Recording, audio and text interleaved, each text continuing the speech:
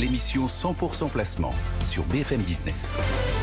Et on accueille à présent Emmanuel Grimaud. Bonjour Emmanuel. Bonjour Cédric. Merci d'être avec nous pour Maximis et simulretraite.fr.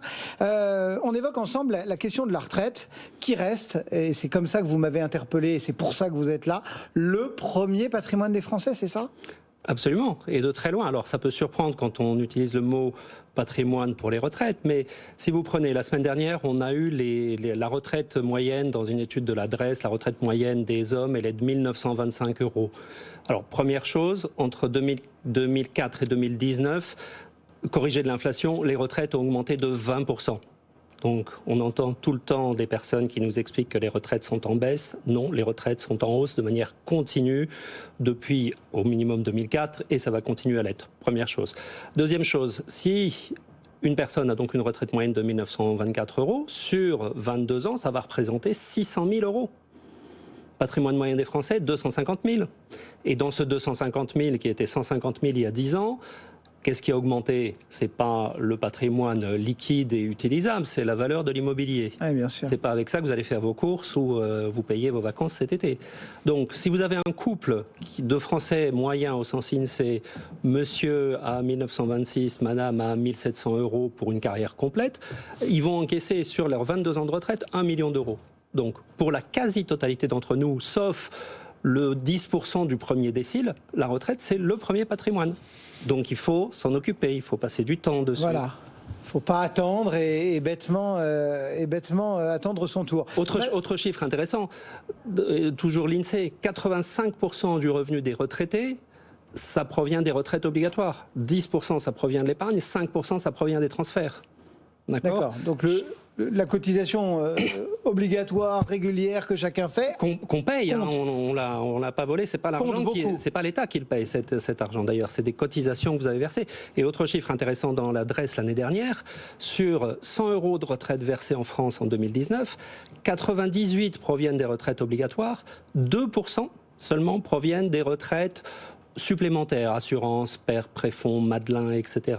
Donc vous voyez que là encore, on ne parle que de la partie PERP, PER et tutti quanti, alors qu'en réalité, ça représente 2% des retraites. Et il y a 10 ans, ça va augmenter, on est d'accord. Mais il y a 10 ans, ça représentait 1,5%. Ouais.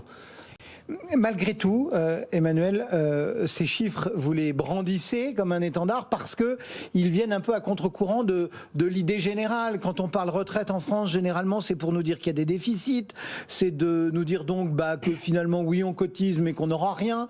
C'est de nous dire que finalement, les caisses vont faire faillite. Tout ça peut arriver Alors, sur la faillite des caisses, moi, j'entends ça, là encore, depuis que j'ai commencé. Il y avait un sondage il y a 2 ans qui nous expliquait que 70% des Français pensaient que les caisses allaient faire faillite d'ici 10 ans. Mon premier client, aujourd'hui, il a 85 ans. Et il m'a toujours dit, depuis le jour où j'ai commencé à travailler, on m'a dit que je n'aurais rien à la retraite. Donc ça fait 60 ans que ça dure, vous n'aurez rien à la retraite. Les caisses sont en déficit. Ah bon ? 2019, le régime est à l'équilibre. La CNAV est à l'équilibre, l'ARCO de la GIRC est à l'équilibre en 2019. Laissons de côté 2020. Édouard Philippe se préoccupait d'un déficit, il nous a mis l'âge pivot qui a déclenché les grèves que l'on sait, pour un déficit de 7 milliards à horizon 2025.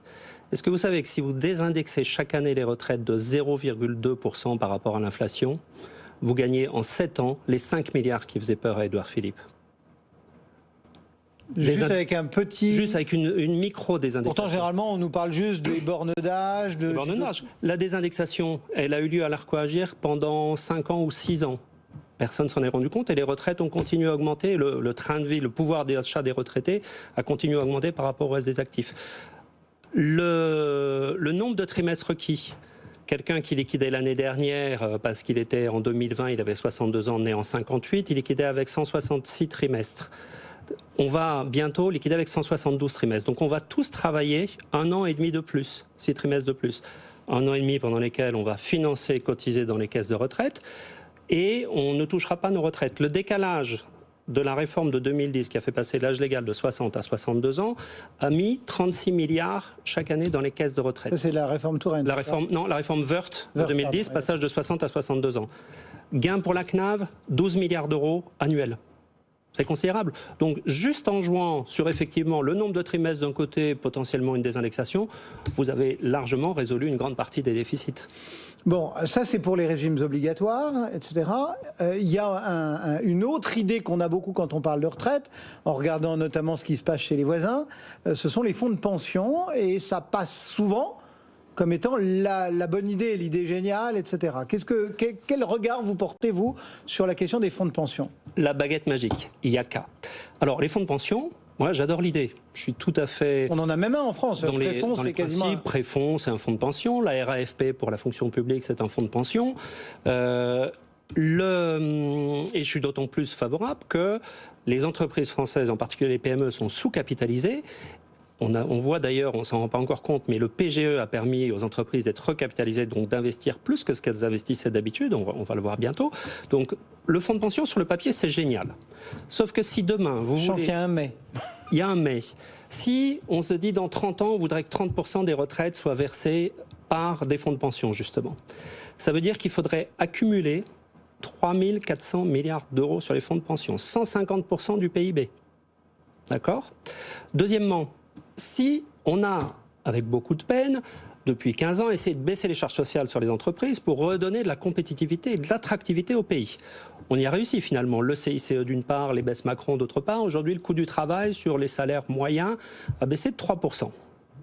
Demain, les partisans des fonds de pension, ils vous disent quoi ? On va vous obliger à cotiser dans un fonds de pension ? Si on met 3% par an chaque année, ça veut dire qu'on aura donc 12 milliards chaque année sur les fonds de pension. Pour arriver à vos 3 500 milliards qui paieraient 30% des retraites dans 30 ans, il faut 283 ans. D'accord. Donc c'est une solution, mais faites un petit peu très longue échéance. Il faut regarder les choses dans le concret. Et donc là encore, mais on a potentiellement pour moi un fonds de pension en France aujourd'hui, c'est le PERCO. Le PERCO a l'avantage d'avoir pour les entreprises une souplesse phénoménale qui permet aujourd'hui, il faut favoriser le PERCO, il faut augmenter les plafonds de défiscalisation, de versement par les entreprises, par les salariés sur le PERCO, sachant qu'il a l'avantage d'avoir une certaine souplesse. C'est bloqué jusqu'à la retraite, sauf résidence principale, donc vous pouvez le donner à quelqu'un de 25 ans le jour où il achète sa résidence principale, et ensuite c'est liquidable en capital. Voilà quelques idées qu'il faut avoir en tête sur des idées reçues qu'on a sur... Beaucoup d'idées reçues sur la retraite. Voilà. Dans le fantasme populaire, du fait de nos gouvernants aussi, on a la réforme. Je pense que chaque ministre ou presque, ou chaque Premier ministre ou chaque président a en bouche ce mot de réforme des retraites. Il faut une réforme ou il ne faut pas de réforme, et s'il faut une réforme, à quoi devrait-elle ressembler ? Parce que, à vous comprendre, tout ce qui a été porté jusqu'à présent n'est pas forcément la bonne réforme. Alors, c'est vrai que, y compris sur votre antenne, à peu près tous les jours, on entend « Ah, on va tout résoudre, les problèmes de déficit de l'État, si on fait la réforme des retraites ». Alors, d'abord, la réforme... On dit que c'est la mère des réformes. La mère des réformes, oui, mais... Je vous rappelle que les cotisations, elles sont prélevées sur les salaires et sur les entreprises. Donc si je vous baisse demain les cotisations sur votre salaire et sur votre entreprise, ça ne change rien pour les comptes de l'État. D'autre part, si on baissait les retraites de 340 milliards à 310 milliards, c'est 30 milliards d'euros qui ne rentreraient pas dans le PIB non plus, puisqu'on ne les donnerait pas aux personnes de plus de 60 ans. Donc sur le fait que faire une réforme, ça permettrait de résoudre tous les problèmes de l'État, je ne suis pas convaincu. Ensuite, oui, il faut une réforme.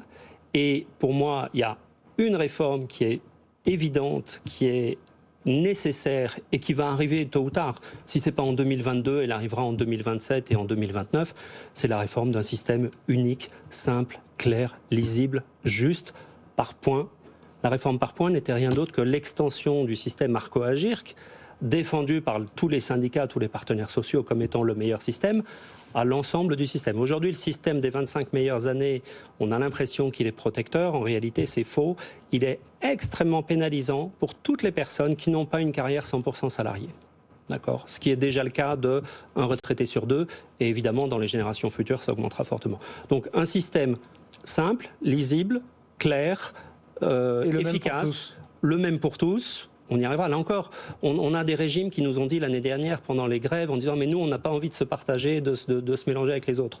Bon, on a vu pendant la période Covid que tout le monde était bien content qu'il y ait une solidarité nationale inter-régime qui permette de faire bénéficier à tout le monde et non pas en fonction de « moi, j'ai cotisé ça, j'ai le droit à ça ». Donc oui, la réforme par points, elle arrivera. Dire que là aussi, le Covid aura eu un effet. J'espère.